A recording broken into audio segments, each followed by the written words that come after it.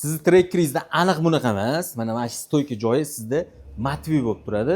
Buni matviysini shilib tashlagandan keyin mana shu timno kraska bo'lib kelganda mana bu yerda kraska sepilmagan joyi bo'ladi. Biz stoykaga poliuretan brana plyonka urib berdik, qora rangida. Mashinalarning rangini tam qora qilmoqchi bo'lsangiz, ayni shunaqa plyonka urib beramiz. Nimaga bunaqa qilish kerak desanglar, oynalar yopib turganda akalar, mana mana shular bor, qop-qora bo'lib tursa, o'zgacha chiroyli chiqadi. Bu Tracker 2 da qilib berayotgan ishimizni kapot qismini ko'rsanglar bo'ladi. Kosmetika qilganmiz, nyatin ishlarini qilganmiz va kapot qismiga bron plyonka urib beramiz. O'zida bron plyonkasi bor edi, lekin shunaqangi sifatsiz bron plyonka ekan, tosh teganda bron plyonkadan o'tib ketgan. Parnini salafani bo'lsa kerak u.